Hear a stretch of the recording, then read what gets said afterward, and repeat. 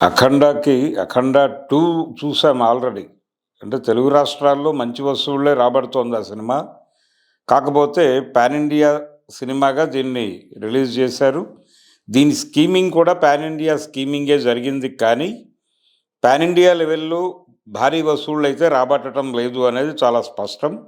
హిందీ బెల్ట్‌లో పెద్దగా పెర్ఫార్మ్ చేయట్లేదు ఈ సినిమా. పుష్ చేయటానికి రకరకాల ప్రయత్నాలు చేస్తున్నారు. మోహన్ భగవత్‌ని కలవటము, ఆయన బోయపాటి శ్రీను గారు ఇవన్నీ ఈ కార్యక్రమాలు నడుస్తూ ఉన్నాయి కానీ ఇంకా పబ్లిక్ నుంచి ఆ థియేటర్ వైపు కదలాలి అనేటువంటి మూడ్ అయితే కనిపించడం లేదు. నిజానికి డే 1 మొదలై ఉండాలి కానీ కనిపించలేదు. నెమ్మదిగా రైజ్ చేయడానికి జరుగుతున్న ప్రయత్నాలు ఏవైనా సత్ఫలితాలు ఇస్తాయేమో చూడాలి. అలాగే తమిళనాడులో కూడా పెద్దగా పెర్ఫార్మ్ చేయట్లేదు ఈ సినిమా. కేరళలో టోటల్‌గా నిల్లు. కర్ణాటకలో బాగుంది, ఆంధ్రాలో బాగుంది, తెలంగాణలో బాగుంది అంతవరకే. మిగిలిన ప్రపంచం అంతా కూడా 'అఖండ 2' గురించి పెద్దగా పట్టించుకోవడం లేదనేది స్పష్టం. పట్టించుకునేలా చేయటానికి నానా కష్టాలు పడుతున్నారు. అవి ఫలిస్తే ఏదన్నా ఒక స్పందన రావచ్చు. అది ఊహలకు వదిలేసి ఈ సినిమాకి సీక్వెల్ ఉంటుంది. అంటే దీని కంటిన్యూషన్ 'అఖండ యూనివర్స్' క్రియేట్ చేయబోతున్నాడు బోయపాటి అనే ప్రచారం ఒకటి జరుగుతోంది.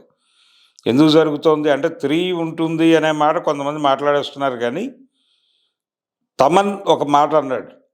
5 వరకు ఉండొచ్చు అన్నాడు. అంటే 5 భాగాలు ఉండొచ్చు. అంటే 3 ఉంటుంది, 4 ఉంటుంది, 5 ఉంటుంది. ఇంకా 3 అఖండాలు చూడాల్సినటువంటి అగత్యం, అవసరం ప్రపంచానికి ఉంది అనేది స్పష్టం. కాబట్టి 'అఖండ యూనివర్స్‌ని' క్రియేట్ చేసేటువంటి పనిలో నందమూరి బాలకృష్ణ గారు, అలాగే బోయపాటి శ్రీను ఉన్నారు. ఇలాంటి సినిమాలు డైరెక్ట్ చేయాలంటే ఆ గట్స్, అంటే ఆ స్క్రిప్ట్ డిజైనింగ్ దగ్గర నుంచి ఇలాంటి కథలు తయారు చేయటంలో ఆయన సిద్ధాస్తుడు. బోయపాటి శ్రీను మాత్రమే. అంటే ప్రతి సన్నివేశం, అంటే తెర మీద కనిపించేటువంటి ప్రతి దృశ్యాన్ని ఎమోషనలైజ్ చేయగలిగినటువంటి కెపాసిటీ ఉన్నటువంటి డైరెక్టర్గా తన్ని తాను ప్రూవ్ చేసుకున్నాడు అన్ని విధాలుగా. డైలాగ్ కావచ్చు, ఆ సన్నివేశంలో ఉండేటువంటి వివిధ ఎలిమెంట్స్ కావచ్చు, వీటన్నిటినీ చాలా పక్కాగా సెట్ చేస్తాడు తను. ఆ సెట్ చేయటం ద్వారా ఒక విజయం సాధిస్తాడు. థియేటర్ని ఎంటర్టైన్ చేయాలి, లేదంటే కనుక ఎమోషనలైజ్ చేయాలి, సెంటిమెంటలైజ్ చేయాలి, లేకపోతే పూర్తి స్థాయిలో ఏడిపించాలి. ఇలా థియేటర్ని కంట్రోల్లోకి తీసుకోవటం అనేది బోయపాటి శ్రీనుకు తెలుసు. ఆయన థియేటర్ని ఎమోషనలైజ్ చేయగలడు. ఆ సత్తా ఉంది.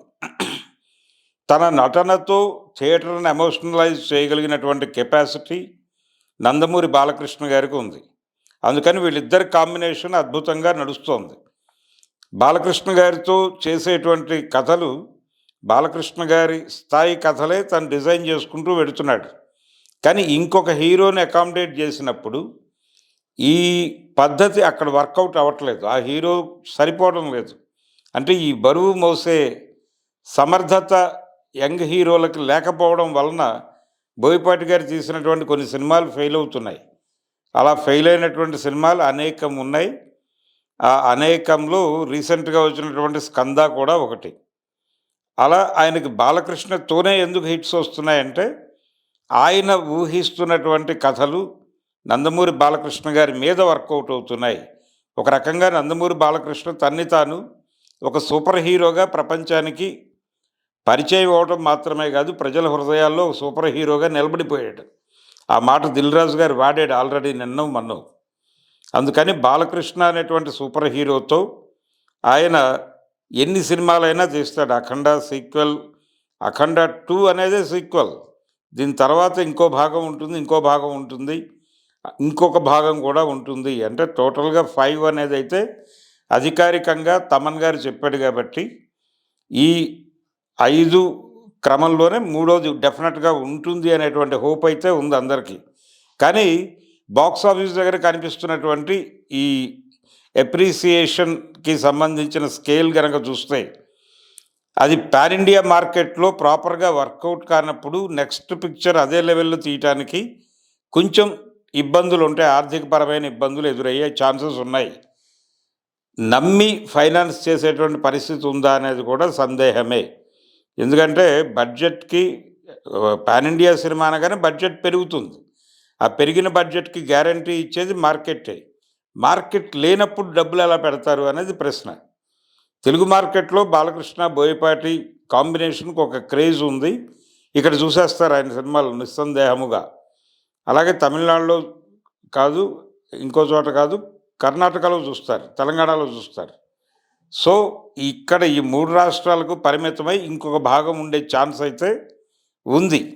ఈసారి కూడా పాన్ ఇండియా మీద దాడి చేస్తారా అనేది చూడాలి. వేచి చూడాల్సిన వ్యవహారం. కానీ సినిమాలైతే కంటిన్యూ అవుతాయి. అఖండ సిరీస్ డెఫినెట్‌గా కొనసాగుతుంది. అఖండ యూనివర్స్ అనేది క్రియేట్ చేసి కనీసం 10, 15 సినిమాలు తీయాలనేటువంటి ఆలోచనతో ఆయన ఉన్నాడు. అంటే ఇది సేలబుల్ సబ్జెక్ట్ అనేది ఆయన ఉద్దేశం. ఆయన ఉద్దేశమే కాదు, పాన్ ఇండియా సినిమాలు తీస్తున్నటువంటి చాలామంది డైరెక్టర్ల అభిప్రాయం పాన్ ఇండియా సినిమా అంటే జాతీయ సినిమా అంటే జాతీయవాద సినిమా అనేటువంటి ఒక కాన్సెప్ట్ స్థిరపడిపోయి ఉంది వాళ్ళ బుర్రల్లో. అందుకని భారతీయ జనతా పార్టీని పదే పదే గెలిపిస్తున్నటువంటి ఆడియన్స్ ఓటర్లు ఆడియన్స్గా మారి పాన్ ఇండియా సినిమాలను కూడా హిట్ చేస్తున్నారు అనేటువంటి ఒక కాన్ఫిడెన్స్, ఒక నమ్మకం సినిమా డైరెక్టర్లలో ఉండటం వలన పాన్ ఇండియా మార్కెట్ అనగానే వీళ్ళకి రకరకాల సనాతన ధర్మాలు, సనాతన హిందూ ధర్మాలు ఇవన్నీ గుర్తొస్తున్నాయి. సనాతన హిందూ ధర్మం అనేది ఒక దుష్ట సమాసం. సనాతన ధర్మం ఉంది, హిందూ ధర్మం ఉంది. హిందూ మతం వేరు, సనాతన ధర్మం వేరు. కానీ ఆ మాట అంటే ఇప్పుడు అంగీకరించే పరిస్థితుల్లో ప్రపంచం లేదు. అందుకని ఆయన మాట్లాడినట్టుగా సనాతన హైందవ అని అనుకోక తప్పని ఒక అనివార్యత ఏర్పాటు చేశారు కాబట్టి అదే మాట్లాడుకుందాం. ఈ సనాతన ధర్మము, ఈ వైదిక ధర్మము దీని గురించి మాట్లాడితే టికెట్లు దిగుతాయి అనేటువంటి నమ్మకమే తప్ప వీళ్ళకేమీ దాన్ని ఉద్ధరించాలి అనేటువంటి పర్సనల్ ఎజెండా ప్రోగ్రాము ఉన్నట్టుగా నేనైతే అనుకోవట్లేదు. కానీ బయటకు వాళ్ళు చెప్తున్నారు చాలా స్పష్టంగా. బోయపాటి శ్రీను గారు, నేను ఇలాంటి కథలు అనేకం తయారు చేసుకుంటున్నాను, అనేకం తీయాలనుకుంటున్నాను. హిందూ మతోద్ధరణ అనేది నా ప్రధాన మూలిక. అలాగే ఈ దేశపు మూలాలను చెప్పడం అనేది నా బాధ్యత అని కూడా చెప్తున్నాడు ఆయన.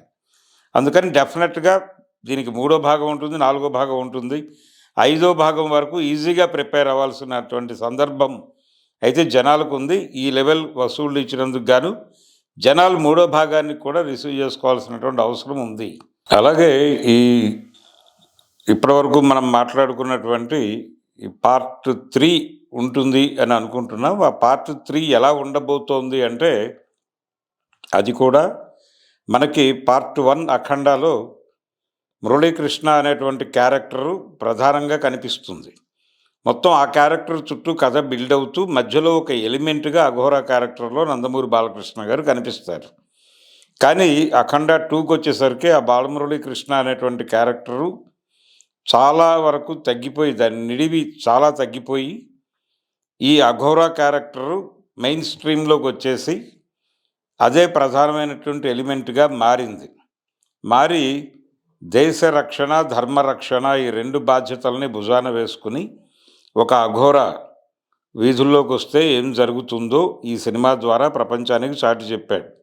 అంటే భారతదేశం ప్రస్తుతం ఎదుర్కొంటున్నటువంటి కష్టాలని దేశభక్తితో మాత్రమే కాదు, దేశభక్తికి తోడు ధార్మిక భక్తి కూడా తోడైనప్పుడు మాత్రమే తొలగించటం సాధ్యమవుతుంది అనేటువంటి ఒక కంక్లూజన్తో ఈ సినిమాని ముగించాడు డైరెక్టర్ గారు బోయపాటి శ్రీను గారు. సో 3వ భాగం దీనికంటే ఎక్స్ట్రీమ్ లెవెల్కి వెడుతుంది. అంటే స్ట్రైట్గా భారతదేశాన్ని ఇబ్బందులకి గురి చేస్తున్నటువంటి ఏరియాలకి వెళ్ళి వాళ్ళని వాళ్ళ చోటులోనే, వాళ్ళ స్థలాల్లోనే, అది కూడా భారతమే, అంటే మొత్తం ప్రపంచమే ఒక రకంగా సనాతన ధర్మం ప్రకారం భరతావని లేకపోతే అఖండ భారత్ అంటే గ్లోబే అనేటువంటి ఒక వాతావరణం, ఒక ఆలోచన ఉంది ప్రపంచానికి. కాబట్టి ఆ రకమైన భావజాలాన్ని సాటిస్ఫై చేసేటువంటి ఒక ప్రోగ్రామ్గా కూడా ఆయన 3 చేసేటువంటి ఛాన్స్ ఉంది బోయపాటి గారు.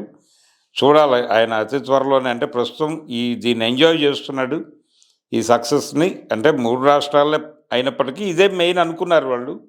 ఈ మెయిన్ కోర్ ఏరియాలో సక్సెస్ఫుల్ టాక్లో సినిమా నడుస్తోంది కాబట్టి, థియేటర్కి జనాలు వస్తున్నారు కాబట్టి ఆ దీనిలో ఉన్నాడు ఆయన. ఆ ఉత్సాహంలోనూ, అలాగే వాట్ నెక్స్ట్ అనేటువంటి ఆలోచనలు ఇప్పుడు భుజానేసుకునేటువంటి పరిస్థితుల్లో ఉన్నాడా లేదా అనేది చెప్పడం కష్టం గానీ, మొత్తానికి ఆయన తీస్తే మాత్రం 3 ఈ రేంజ్‌లో ఉండబోతోంది అనేదైతే స్పష్టం. పాకిస్తాన్‌లోకి, అలాగే చైనాలోకి ప్రవేశించి అఖండ వాళ్ళని కంట్రోల్‌లోకి తీసుకునేటువంటి ఒక లెవెల్ డ్రామా నడిచేటువంటి అవకాశం అయితే 3 తీస్తే ఉంటుంది డెఫినెట్‌గా అని నేను భావిస్తున్నాను.